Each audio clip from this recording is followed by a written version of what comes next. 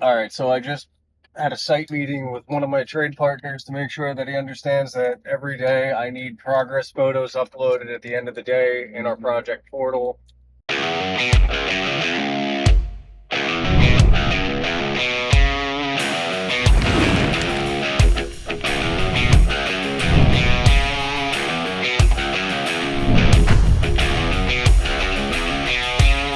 always want to keep the client apprised as to what the schedule and workflow is going to look like. The last thing we want is the client having to ask us what the status is or the anticipated schedule. We want to make sure that we are always the one providing that from the get-go. It allows everyone to feel comfortable and that everything is coming together as a plan, as opposed to feeling like people are kind of flying by the seat of their pants.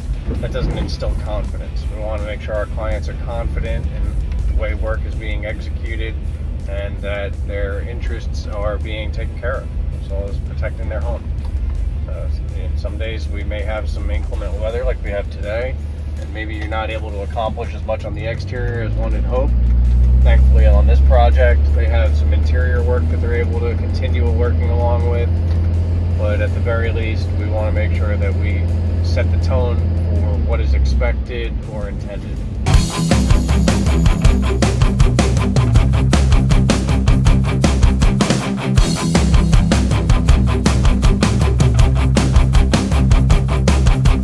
We're going to see exactly how things have progressed out here and what the job site looks like. Morning.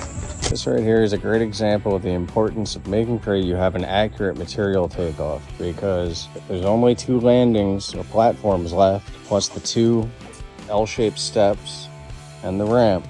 Another L-shaped step here. There's most certainly going to be an excessive amount of overage on this project.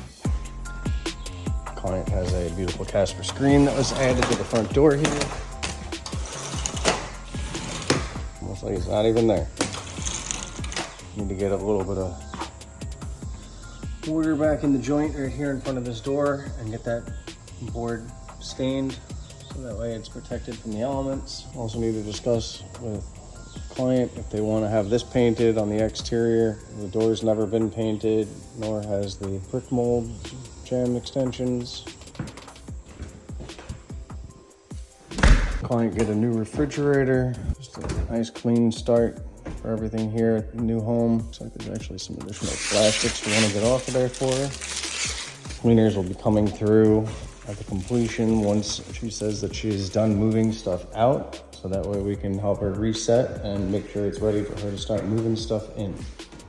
This grab bar is going to be installed on the interior of the shower.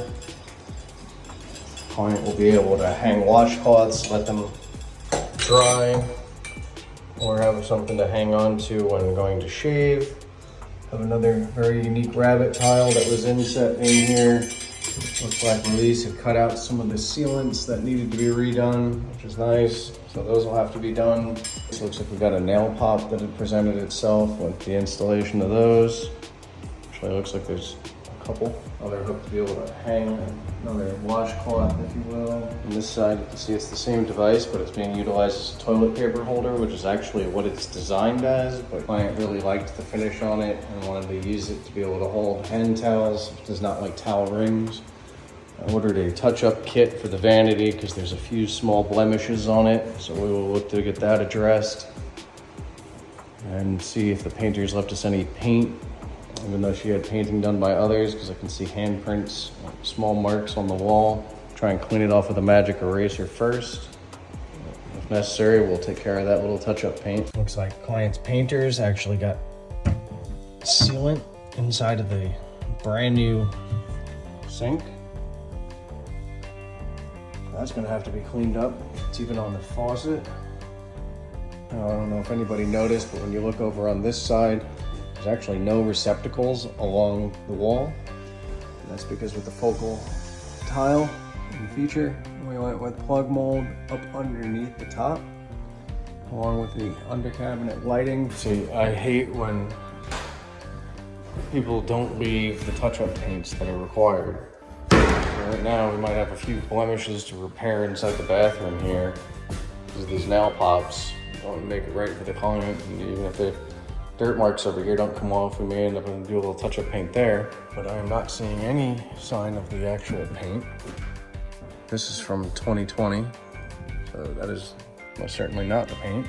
And the only paint that I've been able to find in the house here is a 5-gallon pail of the wall color for the main home area. But we are going to have to reach out to them and find out why they didn't leave any trim paint or wall paint or how they had done the closets and the bathroom.